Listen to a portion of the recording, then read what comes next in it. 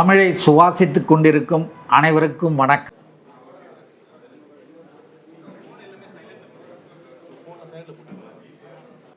இப்போ கரண்டாக பார்க்க போனால் தமிழகத்தில் குழந்தைகளுக்கு பாலியல் வன்கொடுமை ரொம்ப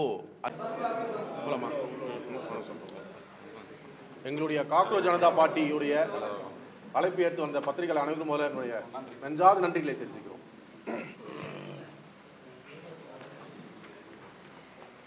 போலாமா சார்? வணக்கம்.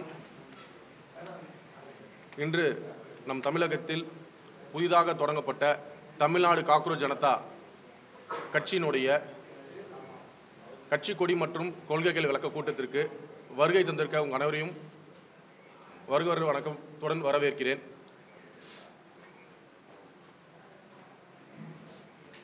என்னுடைய பெயர் பிரம்மா பாலசுப்ரமணியம். நான் சென்னை உயர்நீதிமன்றத்தில் வழக்கறிஞராக இருக்கிறேன். நான் இந்த கட்சியினுடைய நிறுவன தலைவர். இவருடைய பேர் சிவகுமார், இவரும் வழக்கறிஞர். இந்த கட்சியினுடைய பொதுச் செயலாளர். இவருடைய பெயர் ஜனார்த்தனன், வழக்கறிஞர். இவர் இந்த கட்சியினுடைய மாநில ஒருங்கிணைப்பாளர். அவருடைய பேர் கிருஷ்ணகுமார், இந்த கட்சியினுடைய மாநில துணைத் தலைவர். இவருடைய பேர் வழக்கறிஞர் பாலாஜி, அவர் இந்த கட்சியினுடைய துணை பொதுச் செயலாளர். மேலும் இந்த கட்சியினுடைய முக்கிய நிர்வாகிகளும் இந்த நிகழ்வில் கலந்து கொண்டுள்ளனர். அவங்க அனைவரும் பின்னாடி இருக்காங்க. இந்த கட்சியானது முதல்ல உங்களுக்கு ஒரு எண்ணம் வரும், என்னது இது காக்ரோச் ஜனதா பார்ட்டி, ஒரு பேசும்போதெல்லாம் திடீர்னு ஒரு பார்ட்டி ஒன்று ஆரம்பித்து பதிவு செஞ்சு உட்காந்துக்கிட்டு இருக்காங்களே, அதுவும் வழக்கறிஞர்களாக இருக்காங்களே அப்படின்ற ஒரு எண்ணம் உங்கள் எல்லாருக்கும் இருக்கும். அதுக்கு முன்னாடி தெளிவுபடுத்த முடியும், இந்த கட்சியினுடைய தொடக்கத்துக்கு ஊன்றுகோலாக இருந்த எங்களுடைய உச்ச நீதிமன்ற தலைமை நீதியரசர் மாண்புமிகு சூரியகாந்த் அவர்களுக்கு எங்கள் முதல் வணக்கங்களை தெரிவித்துக் கொள்கிறோம். அவர் கடந்த மே 15ஆம் தேதி நடந்த ஒரு வழக்கில் நம் நாட்டுடைய இளைஞர்கள் எல்லாருமே காக்ரோச்சஸ் மாதிரி இருக்காங்க, எல்லாருமே சோஷியல் மீடியாவில் மூழ்கி இருக்காங்க, யாருமே எம்ப்ளாய்மெண்ட்டுக்கு சரி வர போகிறதில்ல அப்படின்னு சொல்கிறாங்க. அதை பேஸ் பண்ணி அபிஜித் அப்படின்ற ஒரு நபர் சோஷியல் மீடியாவில் காக்ரோச் ஜனதா பார்ட்டி அப்படின்ற ஒரு பதிவை ஒன்று போடுறாரு. அதில் ஏகப்பட்ட இளைஞர்கள் நம்ம நாடு முழுக்க அந்த அவர் போட்ட அந்த பேஜில் இணைகிறாங்க. அதன் அடிப்படையில் தமிழகத்தில் நம்முடைய இன்றைக்கி இருக்க காலகட்டத்தில் இருக்க இளைஞர்களுக்கு ஒரு ஊன்றுகோலாக நாங்கள் முன்னெடுத்து வழக்கில் நாங்கள் முன்னெடுத்து இந்த கட்சியை பதிவு செய்து அடுத்த கட்டத்துக்கு கொண்டு போகிற கணக்கு அந்த கட்சியை பதிவு செஞ்சுருக்கோம். எங்களுடைய கட்சியோட கொள்கைகள் அப்படின்னு சொல்லி பார்த்தீங்கன்னா, முதல்ல சமூக நீதி. ஏற்கனவே சமூக நீதி பற்றி தான் அனைத்து கட்சிகளும் பேசுகிறாங்க. ஆனால் எந்த ஒரு கட்சியும் சமூக நீதியை பின்பற்ற மாதிரி தெரில இன்றைக்கி தேதி வரைக்கும். ஆனால் நாங்கள் முதல் சமூக நீதியை கண்டிப்பாக பின்பற்றணுன்ற ஒரு எண்ணத்தில் இருக்கோம். இரண்டாவது, அன்எம்ப்ளாய்மெண்ட். படித்த படிப்புக்கான வேலை இல்லை, அதற்கேற்ற ஊதியம் இல்லை. அந்த ஸ்லாபை கண்டிப்பாக ஃபிக்ஸ் பண்ணணும். சேலரி ஸ்லாப் ஒருத்தர் படிச்சிருக்காரு, ஒரு டிகிரி படிச்சிருக்காருன்னா அவருடைய அடிப்படை சம்பளம் இதுதான் அப்படின்ற ஒரு நிர்ணயத்தை கொண்டு வரணுன்ற ஒரு எண்ணத்துலேயும் எங்கள் கொள்கைகள் இருக்குது. மூன்றாவது, பெண்கள் 50% ரிசர்வேஷன் பெண்களுக்கு கொடுக்கணும். இந்த சமூக நீதினு சொல்லும்போது ஜாதி வாரி கணக்கெடுப்பு கண்டிப்பாக கொண்டு வரணும். ஏன்னா 2011 எதுவும் எடுக்கல. 2011 நம்ம சென்ட்ரல் கவர்மெண்ட் எடுத்த அந்த சென்சஸ் கூட வெளியிடலை, அதை அப்படியே மூடி மறைச்சிட்டாங்க. இன்னைக்கு இப்போது இருக்கிற கரண்ட் கவர்மெண்ட் கண்டிப்பாக ஜாதி வாரியாக கணக்கெடுப்பு எடுப்போம் அப்படின்னு சொல்லியிருக்காங்க. அதை நாங்கள் முதல்ல வரவேற்கிறோம். ஏன்னா அப்போ தான் ரிசர்வேஷன் தர முடியும். ஏன்னா அரசு பணிகள்லேயும் சரி, அடுத்தடுத்த கல்லூரிகளில் கொடுக்குற இடத்துலையும் சரி, இந்த ஜாதி வாரியாக கணக்கெடுப்பு எடுத்தால் மட்டும்தான் அந்த ரிசர்வேஷன் கோட்டா கொடுக்க முடியலாம், ஃபில்அப் பண்ண முடியாது. அடுத்தது நீட் தேர்வு. எல்லாருமே நீட் தேர்வு வந்து ரத்து செய்யணும், நம்ம தமிழக அரசு சார்பாக எல்லாரும் வந்து ஒரு ஆட்சி வரும்பொழுது கண்டிப்பாக நாங்கள் நீட் தேர்வை வந்து ரத்து செய்வோம், நாங்கள் அதற்கு வந்து குரல் கொடுப்போம் அப்படின்னு சொல்கிறாங்க. அதற்கு நீட் தேர்வை வந்து ரத்து செய்கிறோம், சாதாரண ரத்து செஞ்சிட முடியாது. ஏன்னா கீழே இருக்க லெஜிஸ்லேச்சர் நம்ம சொல்ல சட்டமன்றத்திலிருந்து அனைத்து சட்டமன்ற உறுப்பினர்களும் கையெழுத்து இட்டு மேலே நம்ம போனாலும் அது உடனே வந்து ரத்து, நம்ம மாநிலத்துக்கு மட்டும் ரத்து செய்ய முடியாது. சட்டமன்றம் மற்றும் பாராளுமன்ற உறுப்பினர்கள் அனைவரும் சேர்ந்து இது முன்னெடுப்பு எடுத்து நம்ம ஜனாதிபதி கிட்ட கொடுத்து அவங்க உத்தரவு பண்ணதுக்கு அப்புறமா நீட்டு தேர்வுன்றதை ரத்து செய்ய முடியும். இந்த விஷயங்கள் எல்லாத்தையும் முன்னெடுத்து தெளிவான விஷயங்களை வந்து மக்களிடம் கொண்டு போய் சேர்க்கணும் என்ற ஒரு விஷயத்துக்காக தான் அந்த கட்சியினுடைய தொடக்கமே. Question sir. தமிழ்நாட்டுக்கு தேவையா சார்? இப்போ இருக்கிற என்னன்னா மத்திய அரசுல தேர்தல் ஆணையம், அப்புறம் வந்து நீட் தேர்வு, இன்னொன்று நீதித்துறை, இந்த மாதிரி விஷயங்களை தான் நீங்கள் நிறைய அப்ரோச் பண்ணுறீங்க உங்கள் கட்சி.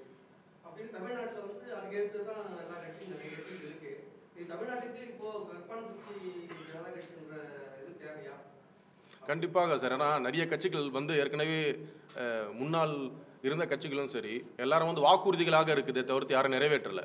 நாங்கள் வந்து வாக்குறுதிகளாக இருக்கக்கூடாது, ஏற்கனவே அவங்க சொன்ன மாதிரி ஸ்டேட்மெண்ட்டாக இருக்கக்கூடாது, அது நடைமுறைப்படுத்தணுன்ற காரணத்துக்காக தான் கட்சி நாங்கள் ஆரம்பிச்சிருக்கோம்.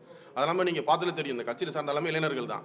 நிறைய இளைஞர்கள் வந்து எப்படி வெளியே வந்து பேசுறது, யார்கிட்ட சொல்கிறதுன்னு தெரியாமல் இருக்கும். ஏன்னா அதுக்கு முன்னாடி இந்த அரசியல் செஞ்ச எல்லாமே வந்து மூத்த அரசியல்வாதிகள், அவங்க சொல்கிற பேச்சை நாங்கள் தலையாட்டிக்கிட்டோம், ஆமாம் சொல்லிக்கிட்டோம் போகிற காலம் வந்து போயிடுச்சு. இளைஞர்கள் வந்து மாற்றம் வரணும், நம்ம வந்து மேல்நாட்டில் இருக்கிற விஷயங்களை மட்டும் ஆஃப் பண்ணி எடுத்துக்கிறோம், நம்மளுடைய மாநிலத்திலேயே அதை மாற்றம் கொண்டு வர மாட்டோம். ஆனால் வயது முதிர்ந்தவர்கள் அரசியல்வாதிகளை நம்ம ஏன் பின்பற்றணும்? அன்றைய காலத்தில் இருந்த கூழு கஞ்சியை வந்து இன்றைக்கி காலை உணவில் நம்ம கொண்டு வர்றது கிடையாது, ஃபாஸ்ட் ஃபுட் ஆயிடுச்சு. அதுக்கேற்ற மாதிரி இன்றைக்கி இருக்க அரசியல் காலகட்டத்துக்கு ஏற்ற மாதிரி நம்மளோட இளைஞர்களுக்கு வேலை வாய்ப்பு எப்படிலாம் வரணுன்றதை அவங்க சொல்ல முடியல, அந்த விஷயத்தை கொண்டு வர மாட்டாங்க. அதற்கு முன்னெடுப்பதுக்காக அந்த கட்சி. சமூக நீதி பற்றி சொல்லுங்க. இப்போ வந்து எப்படின்னா இன்னைக்கு இருக்கிற லெஜிஸ்லேட்டிவ்ல வந்து அசம்பிளியில் வந்து நிறைய எஸ்சி கேண்டிடேட் வந்து வந்திருக்காங்க, எம்எல்ஏ வந்திருக்காங்க. நிறைய எம்எல்ஏஸ் இது வரைக்கும் இல்லாத அளவில் இப்போ அமைச்சராக இருக்காங்க. அப்படி இப்போ இருக்கிற பட்சத்தில் நீங்கள் சமூக நீதி பற்றியும் பண்ணுறது இப்போ ஆல்ரெடி இருக்காங்க இல்லையா சார்? கரெக்டு சார், அமைச்சராக இருக்காங்க, எம்எல்ஏக்கள் ஆகிட்டு. இன்றைக்கி தேதி வரைக்கும் சென்னை சிட்டி விட்டுங்க, கிராமப்புறக்கார இடத்துல போய் பாருங்கள், ரெட்டைக்குலை முறை வந்து இன்றைக்கி வரைக்கும் இருக்குது. கிளாஸ் இருக்குது, ஸ்டீல் டம்ளர் இருக்குது, பேப்பர் டம்ளர் இருக்குது. ஏன் அது வந்து இன்னும் மாற்றலை? அப்போ சமூக நீதி வந்து சிட்டிக்குள்ளே தெரியல. அப்போ அந்த அமைச்சர், அந்த எம்எல்ஏ வந்து வந்திருக்காங்கன்னா இப்போல்லாம் இப்போ இருக்க முதலமைச்சருடைய ஒரு முகத்தை பார்த்து ஓட் போட்டிருக்காங்க, அவங்க வந்து தேர்ந்தெடுக்கப்பட்டிருக்கார்கள். அப்படின்னும் பொழுது நாங்கள் வந்து அந்த கட்டத்தை மாற்றி ஆகணுன்ற காரணத்துக்காக தான் முடி வரும், பேச்சுவார்த்தையோடு முடிஞ்சிடக்கூடாதுன்ற ஒரு எண்ணம் தான்.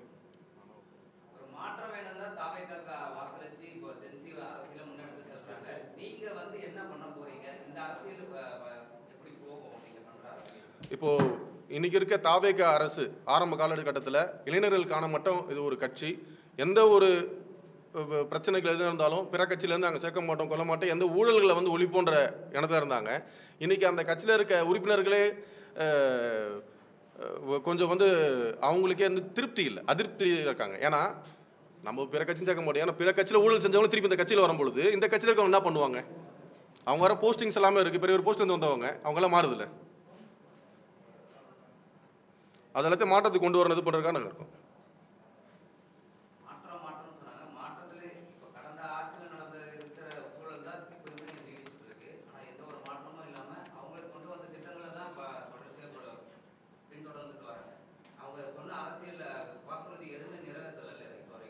இல்லை, இப்போது வந்து இந்த ஆட்சி அமைஞ்சு 1 மாத காலம் தான் ஆகுது.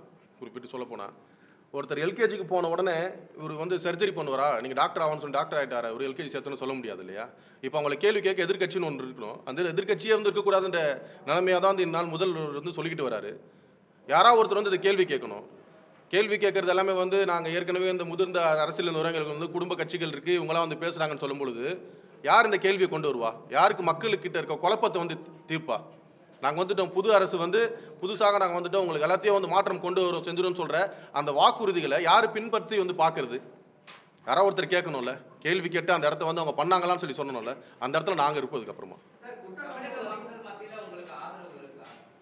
நீங்களே பார்த்துக்கலாம். தொடர்ந்து வந்து எங்களுடைய ஃபாலோவர்ஸ் வந்து மக்களுக்கெல்லாம் எழுச்சி தானே. அந்த ஆரம்ப காலத்தில் இன்றைக்கி இருக்கிற அரசை வந்து நிறைய பேர் சாடி பேசுனாங்க. வரவே வராது இந்த அரசுக்கு வந்து இந்த டிவிக்கு கட்சின்றதே இடம் தெரியாமல் அழிஞ்சு போயிடும், இவங்களாம் வந்து இந்த நாட்டை வந்து ஆள முடியாதுன்ற அவ்வளவு பேருக்கு சொல்லியும் இன்றைக்கி டிவிக்கே கவர்மெண்ட் ஆட்சி அமைச்சிருச்சு. ஏன்னா அவங்க சொன்ன அந்த விஷயங்கள் எல்லாத்தையுமே வந்து மக்கள் வேண்டாம், 2 திராவிட கட்சிகளும் வேணாம்ப்பா, புதுசாக ஒரு கட்சி வேணும், நம்மளுக்கு மாற்றம் வேணும் தான் அந்த கட்சியை வந்து தேர்வு செஞ்சுருக்காங்க. அதை அமுல்படுத்த விடமாட்டாங்க. அதை நாங்கள் வந்து ரெகுலரைஸ் பண்ணி கொண்டு வரதுக்காகவும் மேற்கொண்டு ஏதாவது தவறுகள் நடக்காமல் இருக்கிறதுக்காகவும், அப்படி தவறுகள் தான் மக்களோட மக்களாக நின்று களத்தில் போராடுவதற்காக அந்த கட்சி. திமுக எதிர்த்த தாவேகா வந்து நிறைய குற்றச்சாட்டுகளை சொல்லி தான் ஆட்சி கொடுத்தது. இப்படி இப்போ ஆளுங்கட்சி அவங்க கிட்ட இருக்கிற குறைகளை நீங்க எடுத்து சொல்லும் போது தானே நீங்க வளர முடியும். நீங்க வந்து அவங்க ஆதரவு பேசுற மாதிரி இருக்க. ஆதரவு பேசல, அவங்க வந்து சொன்ன விஷயங்களை வந்து முன்னெடுக்கலைன்னா நாங்களும் வந்து மக்களோட மக்களாக களத்தில் நின்று போராடுவோம்னு சொல்லி சொல்றேன்.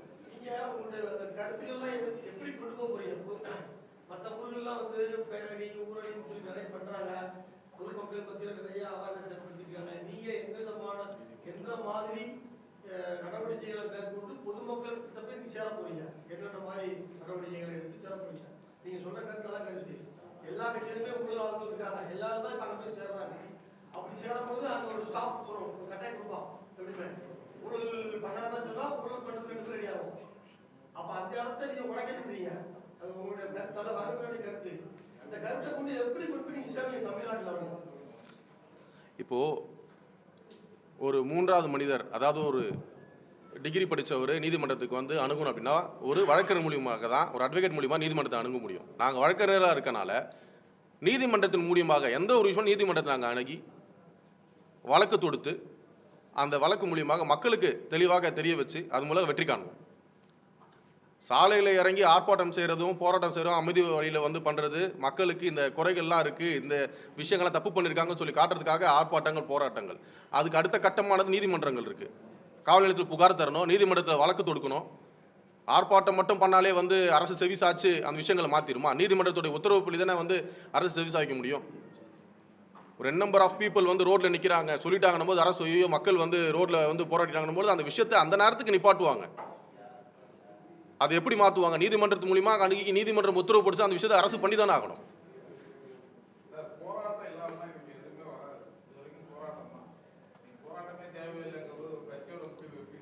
போராட்டமே தேவையில்லைன்னு சொல்லி சொல்லலை. நாங்கள் போராட்டமாக பண்ணுவோம், ஆர்ப்பாட்டமாக பண்ணுவோம், அமைதியான முறையில். அது ஆர்ப்பாட்டம் போராட்டம் பண்ணாலும் ஒரு சில இப்போ வந்து அரசாங்கம் வந்து போராட்டம் பண்ணுறாங்கன்னு போது ஸ்டாப்.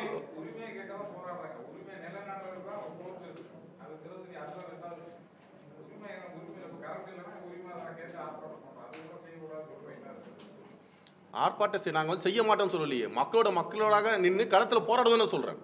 அது அடுத்த கட்டமாக நாங்கள் வழக்கறிஞர்கள் நாங்களே அந்த வழக்கை தொடுப்போன்னு சொல்கிறோம். ஏன்னா இப்போ ஒரு கட்சி இருக்காங்கன்னா அதுக்குன்னு வழக்கறிஞர் அணி இருக்கும். அந்த வழக்கறிஞர் அணி வந்து அவங்க சொல்கிற விஷயங்கள் எடுத்து வழக்கு தொடுப்பாங்க. இப்போ நாங்கள் இன்னொருத்தர்கிட்ட போய் நாங்கள் எனக்கு வந்து இது மாதிரி இருக்குது ஆலோசனை கொடுங்கன்னு சொல்லி கேட்க போகிறதில்ல, நாங்களே வழக்கு நேராக தொடர்ந்துருவோமே. இந்த மாதிரி விஷயங்களை கம்யூனிஸ்ட் கட்சியில் பல காலமாக செய்து வருது. இப்போ நீங்கள் புதுசாக ஏதாவது அதில் புதுமையாக ஏதாவது நீங்கள் செய்ய போகிறீங்களா? ஏன்னா நிறைய பண்ணியிருக்காங்க கம்யூனிஸ்ட்டுங்க. அது மாதிரி நீங்கள் உங்களுடைய இதில் நீங்கள் என்ன பண்ண போகிறீங்க? ஏன்னா மக்களோட மக்களாக நின்று அவங்க போராட்டம் பண்ணியிருக்காங்க, நீதிமன்றம் போயிருக்காங்க, நிறைய வழக்கில் ஜெயிச்சிருக்காங்க. அதுக்கு இப்போ உதாரணம் வாசாத்தி வழக்குன்னு இருக்குது, நிறைய விஷயம் நிறைய இருக்குது. அதுக்கு அடுத்து நீங்கள் அதே மீறி நீங்கள் என்ன புதுசாக பண்ண போகிறீங்க? நீங்கள் சொன்ன மாதிரி கம்யூனிஸ்ட் கட்சிகள் வந்து நிறைய போராட்டம் நடத்தினாங்க, செஞ்சாங்க. இன்னைக்கு காலகட்டத்தில் அவங்களே வந்து இன்னொரு கட்சியை வந்து நாடி தானே போகிறாங்க. தனிப்பட்டு செயல்பட நிற்கலையே மக்களுக்காக நான் போராடினேன் அன்னைக்கு, இன்றைக்கும் போராடுறேன். ஆனால் எந்த அரசு வந்து ஆளுதோ அந்த அரசு கூட நாங்களும் வந்து கோஆர்டினேட் பண்ணி போயிடுவோம் தானே போகிறாங்க. அப்போது அவங்களுக்கு தேவை பதவி சீட்டு, தனிச்சா செயல் பண்ணணுன்ற எண்ணம் இல்லாமல் போயிடுதில்லை. நாங்கள் தனிச்சா செயல் பண்ணுற எண்ணத்தை தான் இருக்கோம்.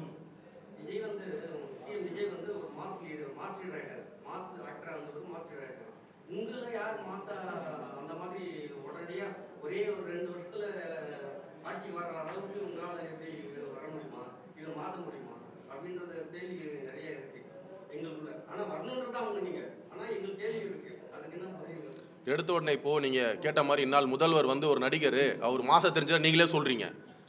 அதுக்கு முன்னாடி இருந்த இவர் எடுங்க, பெரியார் எடுங்க, ஒரு அண்ணாதுரை எடுங்க, முன்னாடி இருந்த கலைஞர் எடுங்க, எல்லாருமே வந்து போராடி விஷயங்களை வந்து பேசி மக்களுக்காக களத்தில் நின்று போராடினவங்க தான் வந்திருக்காங்க. நாங்கள் நடிகர்கள் இல்லை நீங்கள் சொன்ன மாதிரி. ஆனால் மக்களுக்காக நிற்போன்ற துணிவு இருக்குது, தைரியம் இருக்குது, இளமையும் இருக்குது. நாங்கள் ஒன்றும் ஒரு 50 வயசுலேயும் 60 வயசுல வந்து கட்சி தொடங்கலை. எங்கள் எல்லாத்துக்கும் வந்து 35 40 வயது தான் இங்கே உட்காந்துருக்கு அத்தனை பேருக்கும். அப்போ எங்களுக்கு நிறைய காலங்கள் இருக்குது, தைரியம் பண்ணி போராட முடியும். நோய்பட்டோட யாரும் முடங்கி உட்காந்துட மாட்டோம். அதே மாதிரி யாருக்கும் பயப்படவும் மாட்டோம்.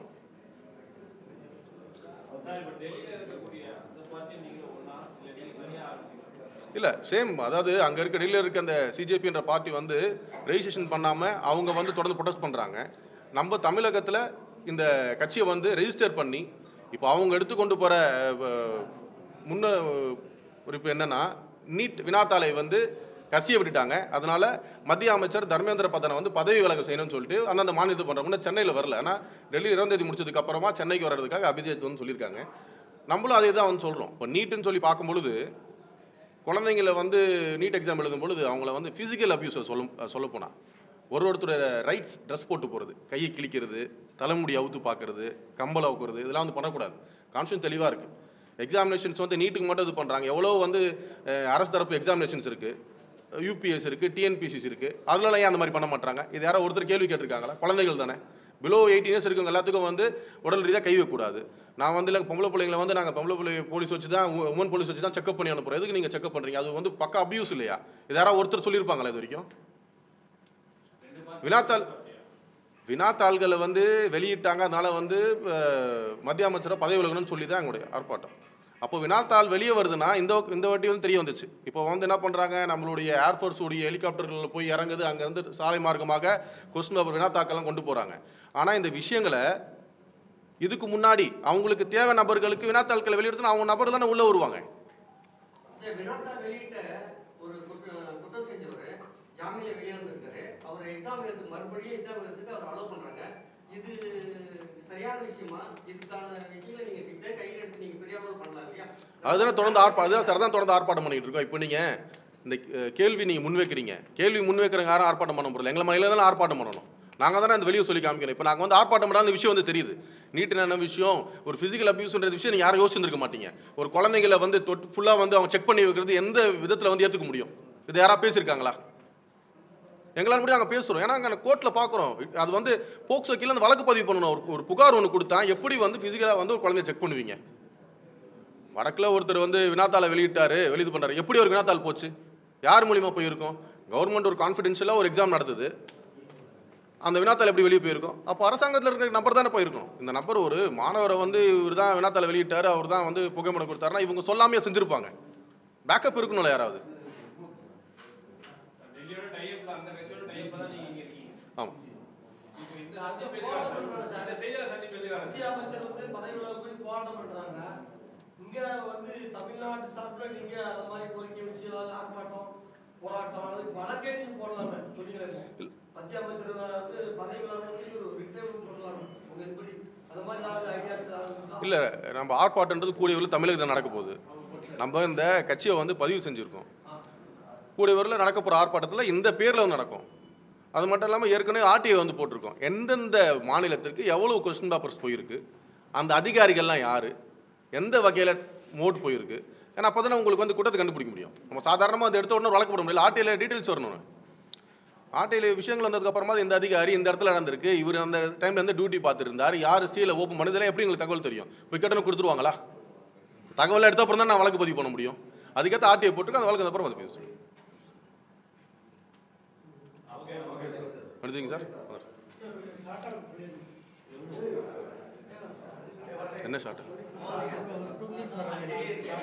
முதலமைச்சர் அவர்கள் உடனடியாக இரும்பு கரம் கொண்டு நடக்க வேணும். ஏன்னா இப்போ நீதிமன்றத்தில் வந்து நிறைய வழக்குகள் வந்து தேங்கி தான் இருக்குது. போக்சோ மேட்டர்ஸ் நாங்களே வந்து பார்க்குறோம். சில மேட்டர்ஸில் வந்து அக்யூஸ்டை வந்து மினிமம் பெயில் கொடுக்குறதே அப்போலாம் வந்து 2 months இருந்துச்சு. இப்போ ப்ரொலாங் பண்ணுறாங்க. ஆஸ் பர் கேசஸ் வந்து நீதிபதிகள் வந்து உடனே விடுதலை பண்ணுறது கிடையாது, அவங்கள பெயில் கொடுக்கறது இல்லை. ஆனால் அந்த வழக்குகளை வந்து துரிதமாக செயல்படுத்தி உடனே முடிக்கணும்.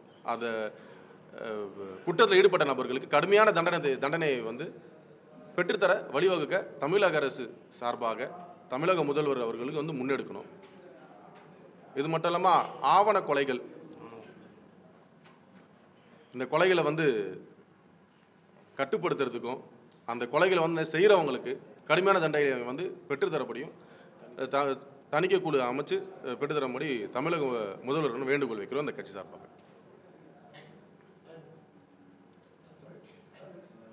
மேற்கொண்டு இந்த பத்திரிகையாளர் சந்திப்பை நாங்கள் கூப்பிட்டதுக்கு வந்ததுக்கு மீண்டும் உங்கள் அனைவருக்கும் வந்து நன்றி சொல்லிக்கிறேன். எங்கள் எல்லாரும் சார்பும் தமிழக காவல் ஜனப்படி நன்றி, வணக்கம். முடிஞ்சா கட் பண்ணாங்க.